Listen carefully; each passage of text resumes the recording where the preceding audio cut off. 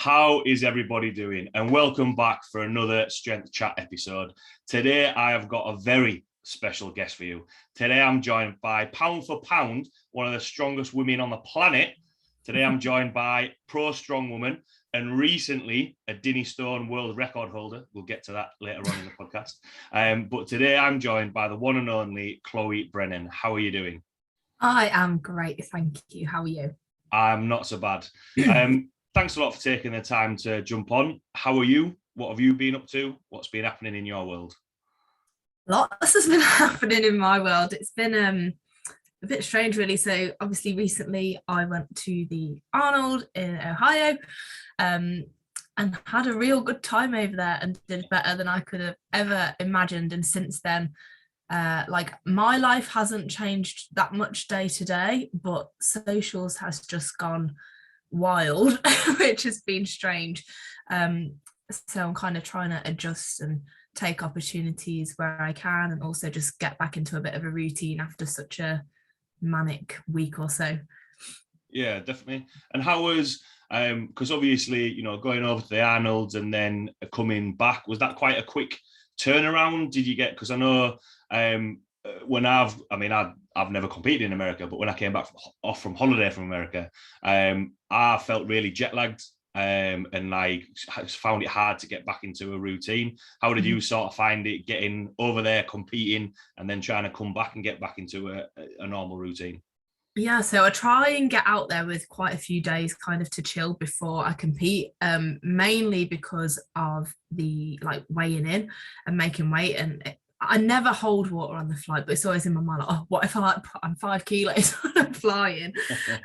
So we got there on the Monday and I wasn't due to weigh until the Thursday. So we had a few days to adjust, but I never seem to adjust to sleep over there. So I'm always sleep deprived whenever I compete, which isn't ideal, but it is what it is. And then I usually fly home like the day after I compete, but we had an extra day over there this year, which was really nice just to kind of go and relax and do non-strongman things and just chill. So we went to a shooting range, we went and played duck pin bowling, went for food, it was just fun.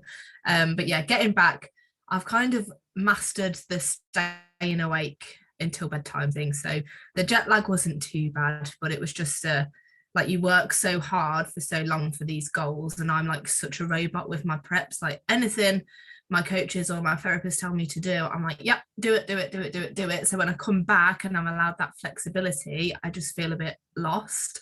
Yeah. So that's probably been the hardest thing, but I've been working to get back into the swing of things this week, which feels good. Oh, good.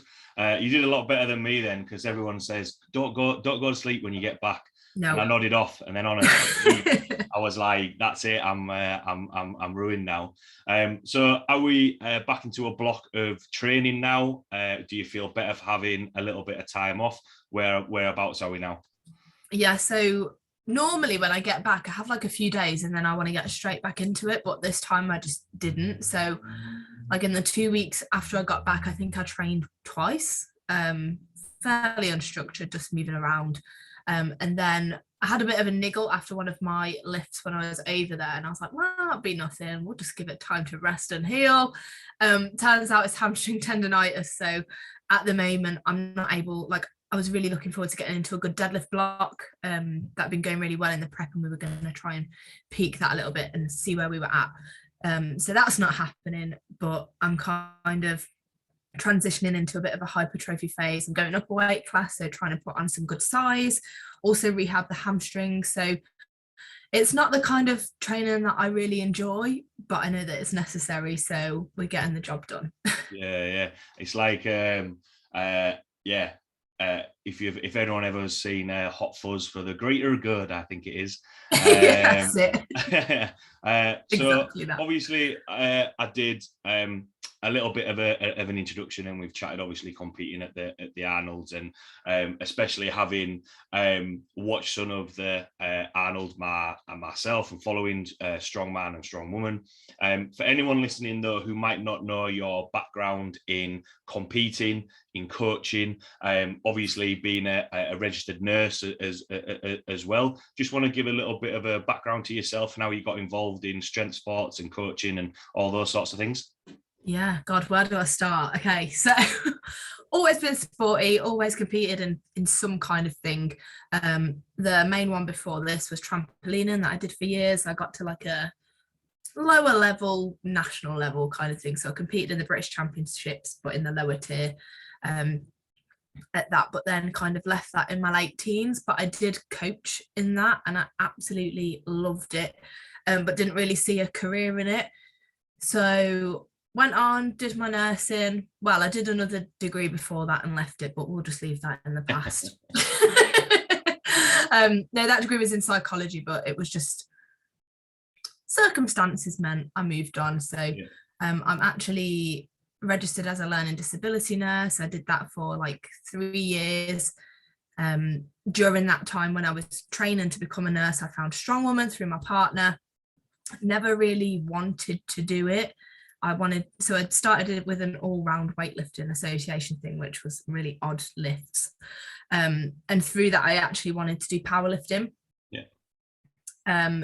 But slid into Strongwoman accidentally, found out I was pretty good at it. The first year I won Midland's Strongest Woman, came second at England's Strongest Woman, and third at Britain's Strongest Woman. So I was like, oh, like it would be stupid to not do this anymore. I did quite well. So my competing kind of picked up from there, enjoyed it more and more, got stronger and stronger, and then coached little bits while I was doing that. So like some friends would be like, oh, I want to train. So I do bits and bobs. And then I was like, do you know what? I really, really love this sport. I really love strength training. And I want more time to be able to commit as an athlete. Because when I was working full time, it was really hard to commit the time that I wanted to train in, as well as like I was a community nurse. So it wasn't as bad as if I was on the ward, but like eating regularly, managing to get my mobility in, seeing sports therapists, osteopath, training, like it was just so hard. So I was like, you know what? Let's try this coaching. Like I'd wanted to do it for so long. There's a lot of podcasts of me out there with people saying, oh, would you ever like consider coaching, or would you do Strongwoman as a career? And I'm like, oh, I'd love to do that, but it'll never happen. But I made it happen. So I started coaching probably like 18 months ago now, online, and then left my job in September to go full time with that. And it's the best thing I ever did, both work-wise, like I absolutely love it. And I still do occasional shifts in nursing at a children's hospice to like tickle my itch. So I love that. But I get to work how I want with the people that choose to have me as their coach, and I love it. I get to give them as much time as I can without worrying about my other job, and I get to spend more time training, which means that I compete better. So it's been a ride, but that's I was going to say whistle stop tour, but it's quite long. I got to where I am now. No, absolutely. Because obviously, just a couple of things from that, because I always like to ask how people got involved in strength sports, because and I say this quite a lot, but I stick with the name Strength Chat just because it's talking about all things strength, which we all enjoy, and we all get involved in strength training, whatever that may, whether it's be myself competing in powerlifting or weightlifting or strongman, or just generally going to the gym and getting stronger. And like to see how people get into it, and it makes me smile when people say they kind of just fell into it. Like I stopped playing rugby and then wanted something more competitive, and then fell into powerlifting. The other question that I quite like to ask, because obviously the competitions that you've been at, competing at the Arnolds, Britain, competing for Britain's Strongest Woman, who were kind of your influences, or do you have any influences in terms of getting involved in strength training the more that you've started competing and getting involved in the strength side of things? Yeah, so when I found Strongwoman, I didn't really know anything about it or anyone in it. So I didn't really have someone that was like, they're my hero, they made me want to do this sport, because I just knew naff all about it. I didn't really know anything about female strength sports at all. The only female strength stuff I'd seen was on Instagram of like booty influencers, and that that was the extent to my kind of exposure to that. But as I got more and more into it, My two biggest influences and heroes were and are Jenny Todd and Donna Moore, who, it's really strange now, and I always say this to them because they're both good friends of mine now, and I'm like, it's so weird because now they're friends, but like there was once upon a time, I remember Donna walking past me at my first England Strongest Woman and saying nice belt, and I was like, oh my god, she spoke to me. And I'm not a fangirly person, but those two were doing it when I started, and their approach to competing is really admirable. They've both got a really strong head game. They've both done extremely well career-wise in it. Like Jenny won England's Strongest Woman 4 times. She won the Arnold. Donna's 3 times World's Strongest Woman. And they're both just lovely people. So I think they're the people, to me, that I've looked up to the most and still kind of reference when people ask me about greats in the sport. And that's not to say that no one else deserves that kind of status, because I could sit here all day and reel off women that I admire to you, but those two were kind of my first 2 inspirations, and I still hold a lot of respect for them both. Yeah, definitely. And I always like to ask that question because, you know, it's kind of everyone progresses through. And I know for me, for powerlifting, when I got involved in powerlifting, I ended up warming up on the same platform as Tony Cliff, who has won, you know, British powerlifting titles, you know, a world champion. It's kind of like, oh my God, I'm warming up on the same platform as that. Yeah. And one thing, because, you know, across the board, strength sports have, like if you type in on Instagram now, powerlifting, weightlifting, you know, strong woman, there's loads of accounts for that. And I think maybe how is it how the competitions are run is the right phrase I'm going for, or just the scale of how popular they are and people, you know, following the athletes, you know, such as yourself. How have you found from sort of the very first competitions that you've done to then being in America competing at the Arnolds? How have you kind of managed those competitions as they've grown in scale? Yeah, I think, to be fair, the most overwhelmed I got was when I started, because I only did like the national qualifier to take part, and I never really expected it to go any further. So my biggest like point of overwhelm was that you're doing England's Strongest Woman. I'm like, oh gosh, oh god. But I think from that, it's just kind of been a natural progression. And luckily, my first international comp, which was that Arnold a few years ago, I'd had my sights set on great things, and then I got injured just before. So I actually went over there like, do you know what? It doesn't matter where I place. If I can walk onto that competition floor, then I've won. Like, I just want to have a great time. So entering that level of competition with that mindset was like the best thing I could have done, because I did have a great time, and I ended up like 4th, which was baffling, but it happened. And then Worlds was another new entity, but I knew I'd competed on an international stage before, so it was, and I was around a lot of friends. Like there's a good group in Strong Women, we're all quite close, both the British girls and the international girls, because of things like Instagram. We, like, you know, everybody, so that settled the nerves a little bit. But obviously it's still scary. But now I think at this competition, I really had my head screwed on, and it wasn't, when I was at Worlds, it was, oh, I could do well, but I'm really not sure how it's going to be on this big stage. But now I think I'm kind of at peace with, actually, I'm here to do a job. Let's get my head screwed on and get it done. So my attitude's definitely changing. But I think that's also come with my confidence in my own ability, which was severely lacking in the early days. Whereas now, finally, after this comp, I'm like, oh, okay, I belong here. Like, let's do this. And what kind of, because you mentioned a little bit earlier in terms of usually when you're working with your coach, working up to a competition, very sort of like robotic in like, this is what I'm doing. And then obviously mentioning there, you know, having your head screwed on, that change in mindset. Has it always been follow that prep to the T? And what's kind of caused that change in mindset and being that an increase in that confidence? Because I speak about this a lot with the clients that I work with in terms of, you know, if you're, whether it's just walking into the gym and just getting involved in strength training, which, you know, it's still kind of some of the women that I train are sometimes still a little bit nervous in terms of getting involved in the strength training side of things. And, you know, it's great to see their changing confidence in terms of, you know, so I've got a couple of women now who are wanting to get involved in powerlifting competitions later in the year, which is awesome, you know, and to see that progression through.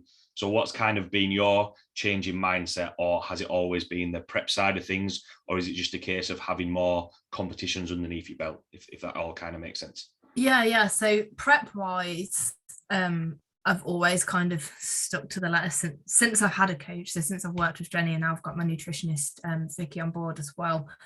Like, I'm just that kind of person. If I know that I can achieve something, I'll do everything in my power to make it happen.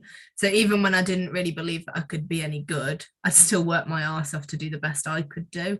And I just like routine. I'm just a creature of habit, and I enjoy that process. So that's something that I've never really found that difficult.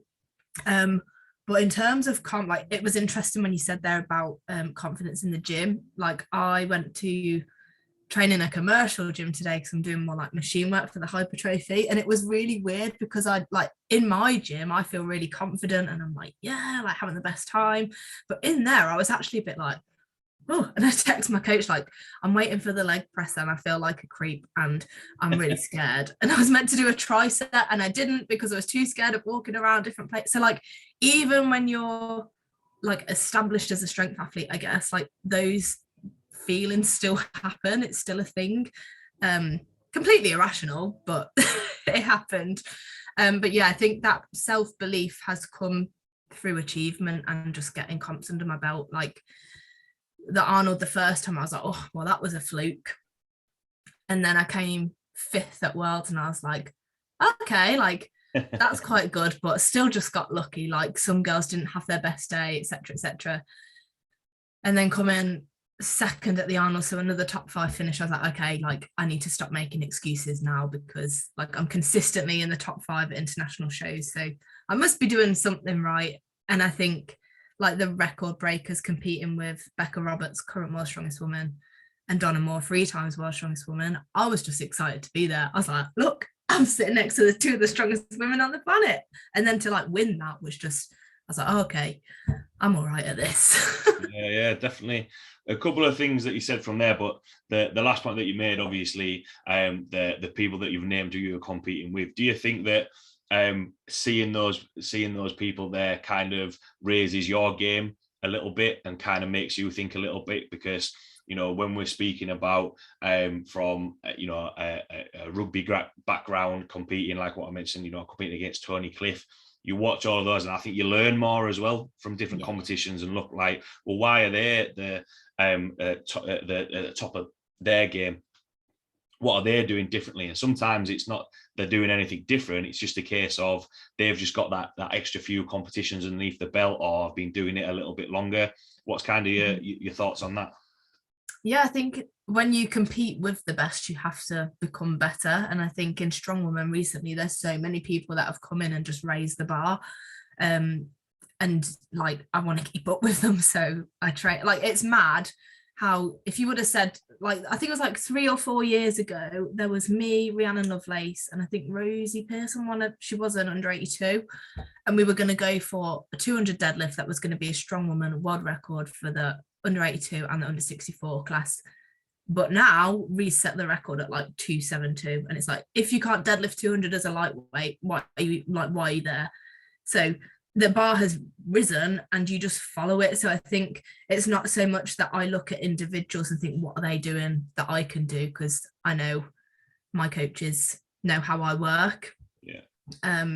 But in terms of like being around people who are better, like it definitely makes you want to be better. And that's something I train on my own most of the time, but when I get a chance to train with other strong women, like I'm there in a heartbeat, because I know it's going to push me. Even though I might not be the best there, I'm going to try to be, because I'm really competitive.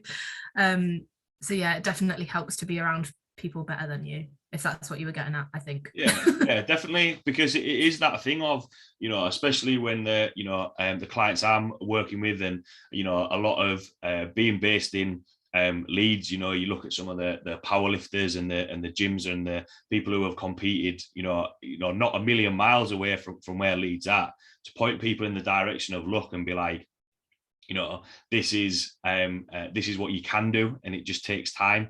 And I think it is a case of, that phrase, it might sound really cheesy, but surround yourself with like-minded people, have that environment around you, and things can happen. Because just going back to when we were talking about the confidence side of things, I think sometimes the environment that people are in can sometimes make them think that they're not very good, or they're not going to be able to progress a little bit. Like, we have a lot of people come to, so I just work at an independent gym in Leeds, but a lot of people come from like the big commercial gyms and seem to sort of feel a little bit more at home. From your point of view, as now doing more coaching, have you kind of had that response from the clients that you've worked with, when they've been working in or training in gyms, all that sort of stuff? Yeah, definitely. There's a couple of my clients actually that have recently moved from commercial gyms to more like strongman specific gyms, and the difference in their training is like tenfold. They move with more confidence, they're like being braver with their numbers, and that the way they talk about their training, it's just so different. And they're like, oh, like I was speaking to so-and-so about competing today, or like the fact that they can get on equipment and grow in confidence that way. And I think it is that they're used to training for strongman in a commercial gym, and people are probably like, especially some of the stuff I program, like it looks really weird probably in a normal gym. But yeah, I think that's definitely a thing. But I think as well as that, going into those kind of environments initially can be really scary. Like I remember when I started Strongwoman, and I wasn't really a member at any gym, I don't think. I don't know what I was doing, to be honest. And the guy, Ant Brown, that runs all the England's, Britain's, whatever, was like, come down to the farm. And I was like, ooh. And I remember walking in, and there's these big, bearded, hairy, sweaty guys. And I was like, oh my God, I'm petrified. And I felt so intimidated. Like there was no need to be intimidated because they were all lovely. And I later found that out. But I think that initial step, like, it's scary, but once you're in, it's the best thing ever. Yeah, I think it is one of those things of it's very much, and I always liken it to playing rugby. It's 15 against 15, right? I'm going to beat that opposite man. Whereas I think the strength of community, everyone wants to see everyone do well, whether it's a complete beginner going for a PB that they've never lifted before, compared to, the very top level when they're going for, national, international, world records. And I think I'm really glad that you mentioned that, because I think, and I'm sure there's been loads of people listening. I know I've done it because I like going at training at different gyms, and you walk in and think, what's everyone going to be like? Whereas actually, everyone's pretty friendly. Don't get me wrong, I think there's always going to be that competitiveness side of things where you might want to chip them a little bit on the weight or get a few more reps out, but in terms of a strength community, I think it's something that coming from a different competitive background is something that I've never experienced before, but you get kind of caught up in it. Going back to when you mentioned, turning pro and then coaching, and being a creature of habit and getting into a routine, how was that kind of impacted? Because obviously you mentioned working with a nutritionist now. How has that kind of impacted your nutrition and recovery compared to when you were working full time and trying to manage it? Do you just feel better? Do you feel like you've just got more time to do more of the other things, so obviously we can train more? What sort of been the changes with that? Yeah, so when I was working full time and starting my coaching business, I was doing all my coaching stuff on the weekend. I was like in touch with my clients through the week while I was working. I worked from 8 till 4. I would get up at 5, go train, go to work, and then oftentimes I'd have like my osteopath appointments or sports therapy appointments every other week as well to fit that in.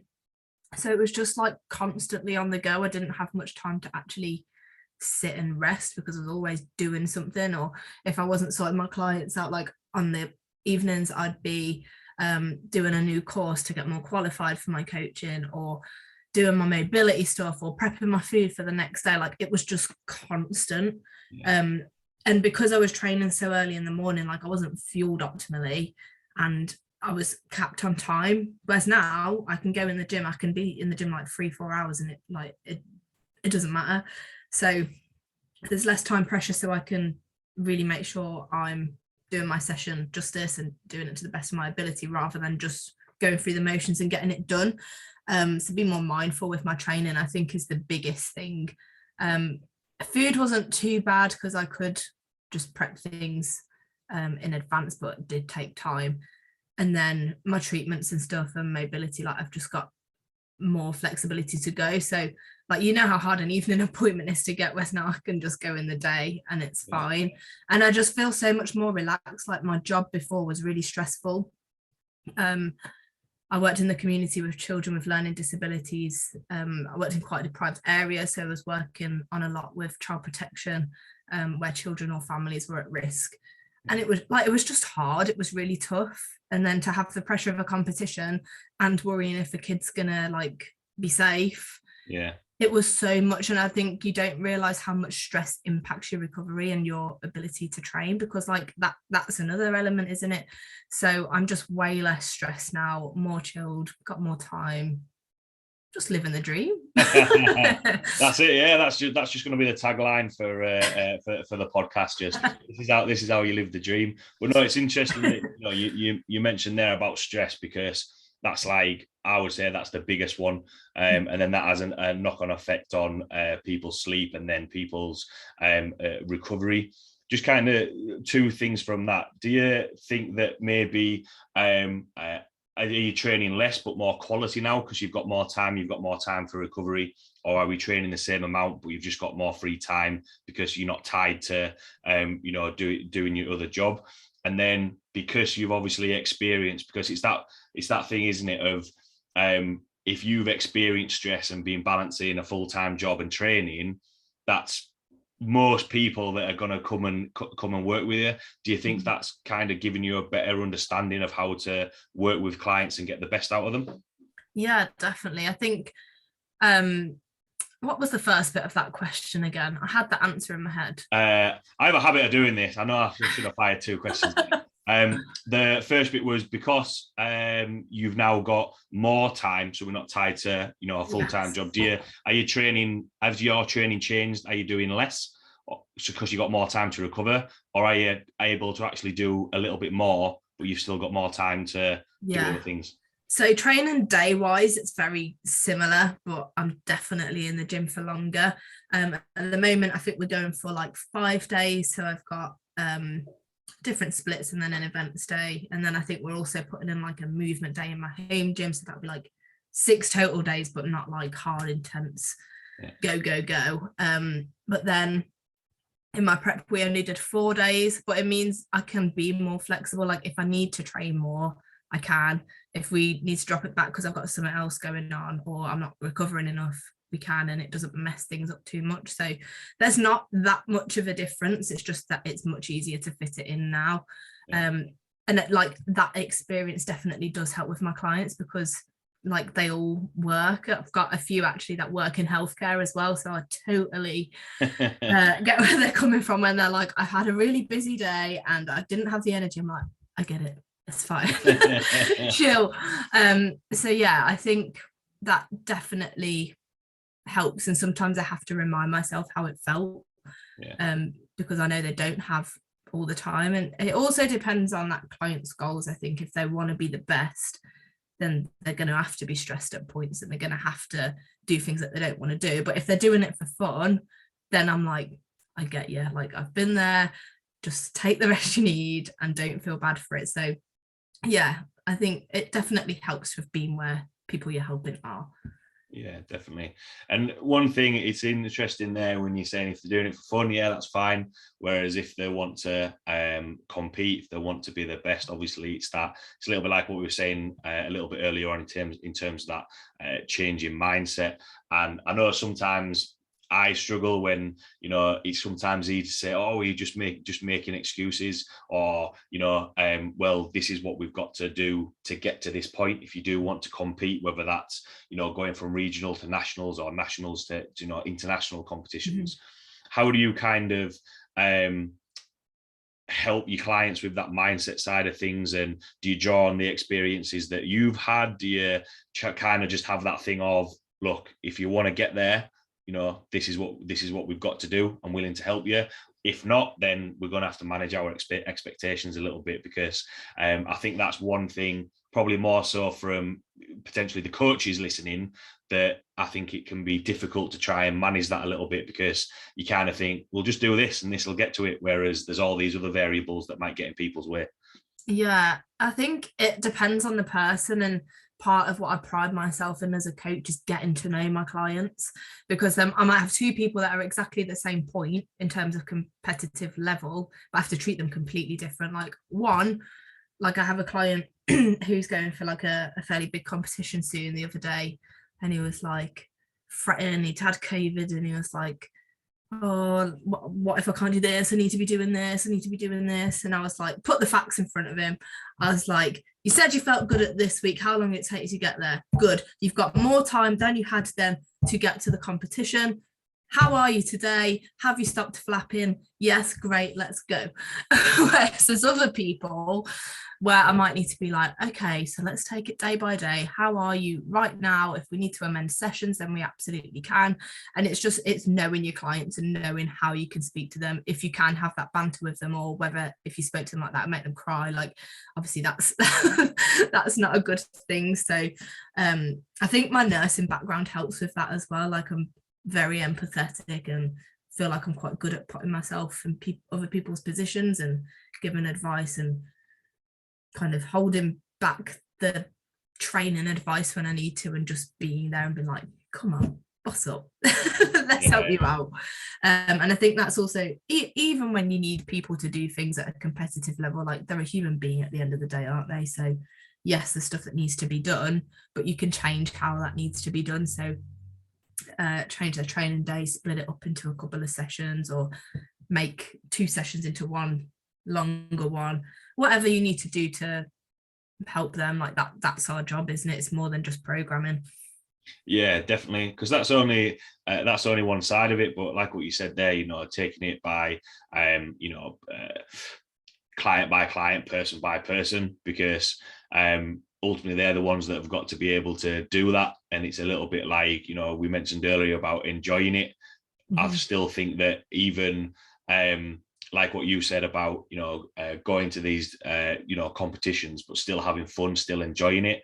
I always say, you know, that for that minute or however long those event or that lift is, concentrate on that. Once you're off the platform, once you're off that event, you can laugh and joke and do everything like that, but it's just having that switch to go from there. And I think, you know, when people are filling out questionnaires or you're answering questions about what they want in terms of the goals, I think that sometimes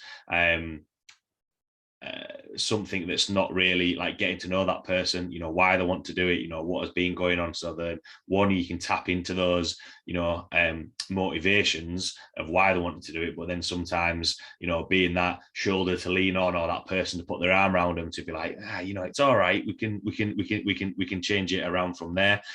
Which, you know, I can imagine a lot of coaches and a lot of people listening have either been in that situation on one end or the other.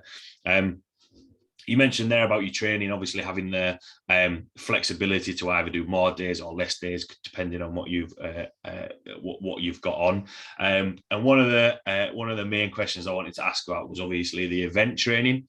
And I mentioned at the start, obviously lifting the Dinnie stones. If anyone doesn't know what the Dinnie stones are, YouTube it. You'll find that one.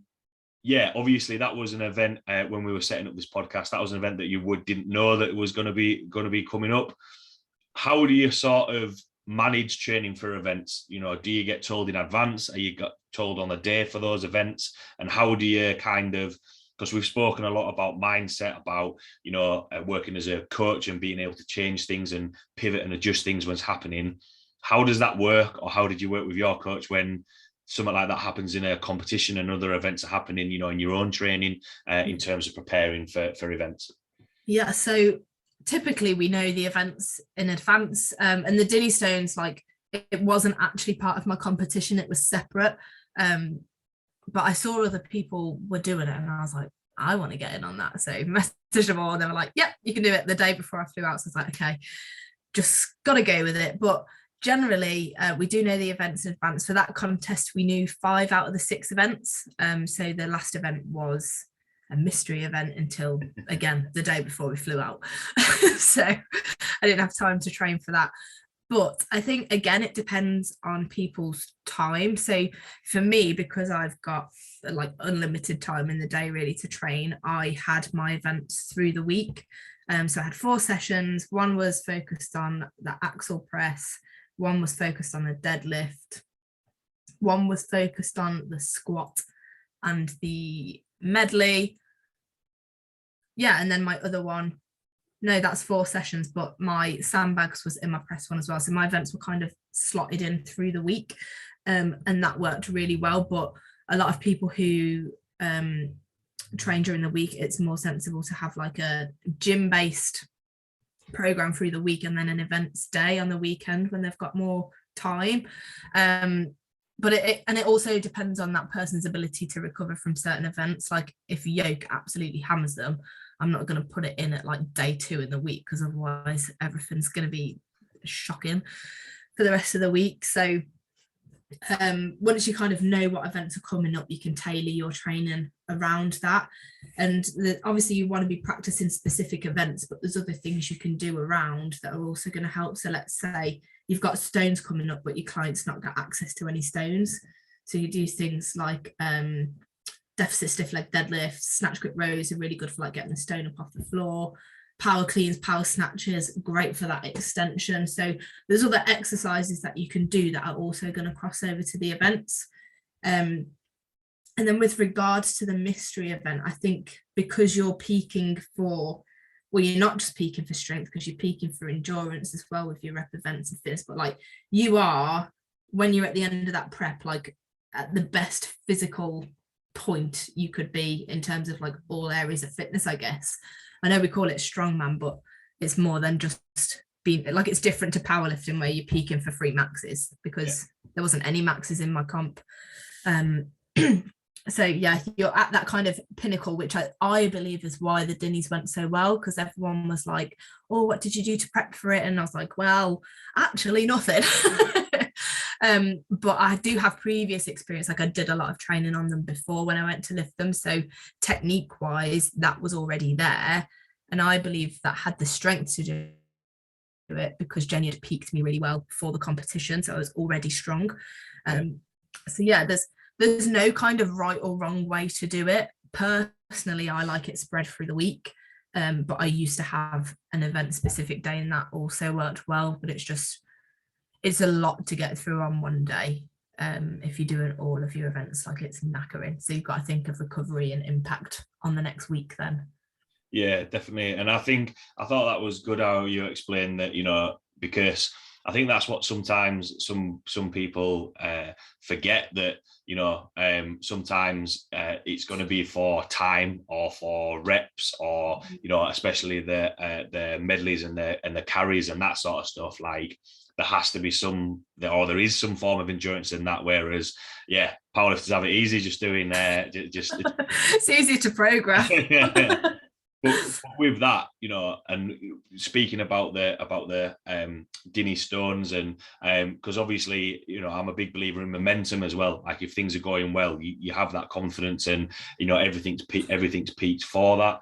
And with the when you've spoken about spreading it out a little bit in terms of how do you match that, or like what you mentioned about if the yoke, he's going to wipe somebody out, or has it been in terms of how you set your days out? Has that been a little bit of trial and error? Because, some of the events might not be in a competition, but then in another one, is that just tweaking, or do you have kind of set templates that you alternate around depending on what events are going to be in the competition, if that kind of makes sense? Yeah, so In an off season, I'll kind of rotate events. So I never want any of my clients to be doing like every event every week, because it's just not maintainable. You're gonna be a little flumped. You're gonna be knackered, you're gonna get broken. Yeah. And also, like, you're never gonna get very skilled at anything if you're doing everything all the time.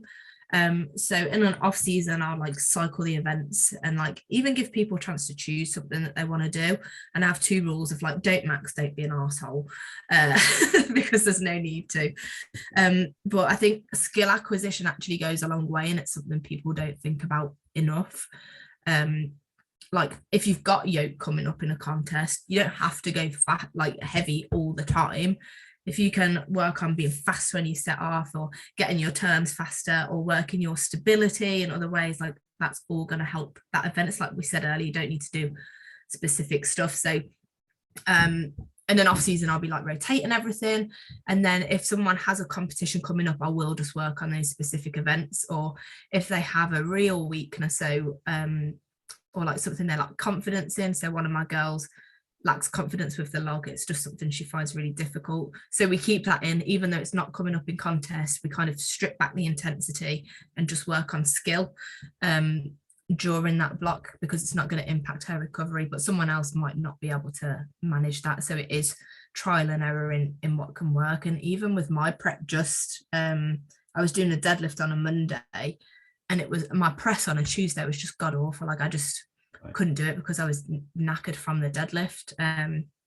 It wasn't so bad near the end, but at the start, like my upper back was just like so fatigued.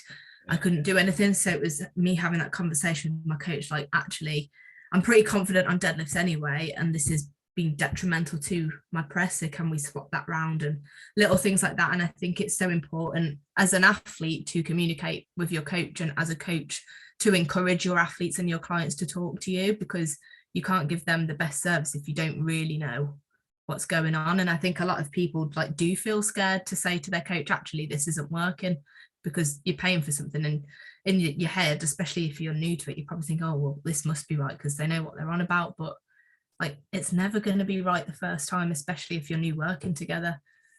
Yeah, absolutely. I think that's a really good point, because it's kind of, if clients don't give people any information back, you kind of just going in blind, and you just walking around in the dark. Whereas the analogy that I'm a big fan of an analogy, but it's a little bit like if you took your car into a garage and they gave it back to you with no wheels, you wouldn't just be like, oh yeah, sound, cheers. Yeah. I think that, you'd say something about it. And I think more so in terms of the training side of things, it doesn't mean to say that whatever the coach says is gospel. It's a case of it has to be worked around that person. And found it really interesting what you said about the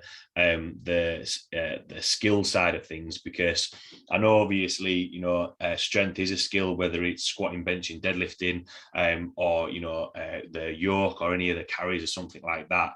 And I think you can sometimes, or I'd like to know your thoughts on it, in terms of there can be some people that absolutely blitz away, that maybe think, oh well, they're not going to be that good at that event, whereas some people really struggle and try and like manhandle it and just try and use brute force, whereas actually for a lot of events there's a little bit of a skill to it. What's kind of your thoughts on that?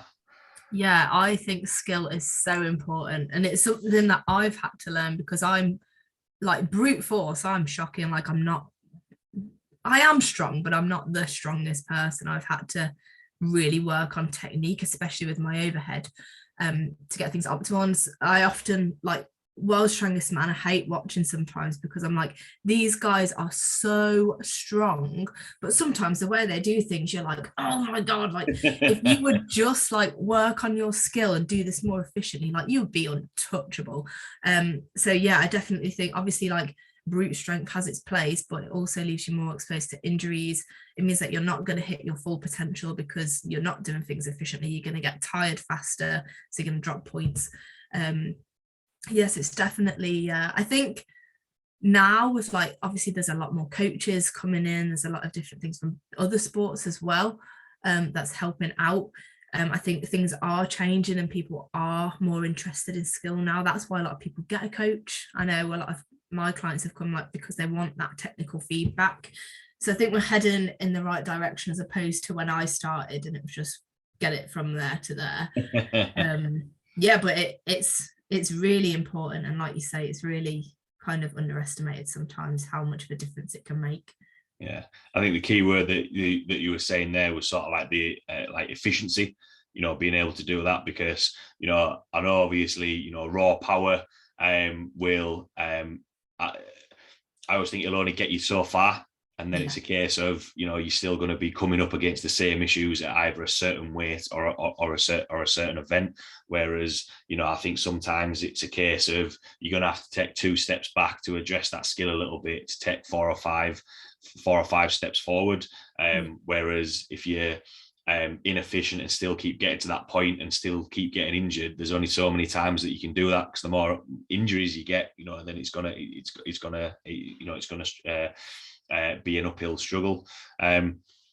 With that in mind, we spoke about obviously into a new block now, you know, trying to put a little bit of mass on and into a hypertrophy phase. What does the future hold for Chloe Brennan? What can we expect to see? What's upcoming? I'll have to wait and see. No, I think it's hard to say at the moment. Like this year, my focus is on World's Strongest Woman and going in a new weight class and not looking like an idiot. Like when I said I was moving up, there was a lot of people that were like, how will you cope with not being the best in that weight class, like, and taking a step down? And kind of more recently I've been like, well, why do I have to take a step down? Why can't I be the best in that weight class? So I think it's more of a headgame thing for me, and actually like believing in myself and training like the best, because that's how I'm going to get there. So my big goal is to do well at World's Strongest Woman at under 73, put on some good mass, which is proving quite difficult actually. Like before, when I was under 64, I was like dead lean, I was like, I can't wait to eat loads of food, I can't wait to get heavier. Like it's actually quite a difficult transition. Like I'm gonna be uncomfortable for a good while, so I think a lot of this year is just going to be getting my head around that really, and getting used to, like, I'm guessing the way I move is going to change because I'm going to be a slightly different size, so getting used to that. And also I want to do some more records, you know, like I never believed I could hold a world record, and I thought that's not for me. Like I'm just the all-round consistent strong woman, I'm not particularly good at anything. But now, like, I have one. Well, I have 2. I found out I've got the car walk world record as well in the under 64s. Oh, I missed that off the introduction. I'm going to have to go back and do it again. Oh, damn. Yeah, I found that out the other week and I was like, oh, that was cool. So I am capable of these things. So I guess just having a play with different things and seeing if there's any more exciting opportunities like the rogue record breakers to jump in on, and I just don't want to put any limits on what I can do, really, just see what happens. Awesome. Well, I'm excited to see what's gonna come next. And yeah, thanks a lot for taking the time to jump on, Chloe. Really enjoyed sort of picking your brains and chatting with you. The last question that I like to ask, so I know there was, you know, quite a lot of topics in there, a few tangents thrown in that chat, but for everyone listening, of everything that we've spoken about today, what would be your take-home points or words of wisdom? Sky's the limit. It's really cliche, but I honestly never doubt yourself and just kind of put that no limits attitude onto things, and never think that something's too hard or too unachievable, because I would never have imagined that I'd be where I am now. I honestly am cringing as I'm saying it, but it's true, isn't it? So I think that's my main thing. And communicate with your coach. Yeah, I think that's a good point, and I think they both tie quite nicely into each other, because, you know, like I said before, having people coming in as beginners and developing to get to competitions, I think people set themselves their own limits of, well, I can't lift that weight, or I can't go to, or I'm not, what's the main one, this is probably another tangent, but I'm not strong enough to go to a competition. It's like, why aren't you? Yeah, why can't you? Absolutely. You know, because once you've done that, you know, I was the same. I literally got given a coach that I used to work with gave me a 12-week. I'd stopped playing rugby. Here's a 12-week program. You're going to compete in 12 weeks. went there, didn't know what to expect, treat it like a rugby game, whereas actually, like what we said before, the atmosphere, the community side of things was absolutely awesome. Here's me competing 4 or 5 years later, you know, looking forward to, you know, going to the having, you know, competed at the British and, you know, seeing a different environment of that. Like, you know, you catch that bug a little bit. And, you know, even though, you know, sharing a platform with European and world champions, like, you know, yeah, I'd love to be a world champion, but you know, it's still that atmosphere of competing there. And yeah, I think sometimes people can be tied down a little bit by their own limits. I literally spoke to when I was in the gym this morning, just speaking about, which I think is an apt point, is I think sometimes people they only see the negatives and what they can't do, whereas exactly like what you said, speaking with a coach, the coach only sees their potential about, you know, what that person can achieve and gets them the way they want to be. So yeah, I think that was a really good point to finish on. If anyone's got any questions about what we've chatted about, see your training, want to get involved in some coaching with you, or just see the content that you put out there, where can people find you or reach out to you? Yep, so you can find me on good old Instagram at Chloe Brennan with a little X on the end, or if you put Chloe Brennan Strongwoman into YouTube, you can see my channel. That's growing slowly, but I'm trying to get more content out there. Give the strong men a run for their money, so go check that out and make sure you subscribe. Awesome. Thanks a lot, Chloe, for taking the time to jump on. Really enjoyed chatting with you. Thanks a lot to everyone listening, and I will see you all next week.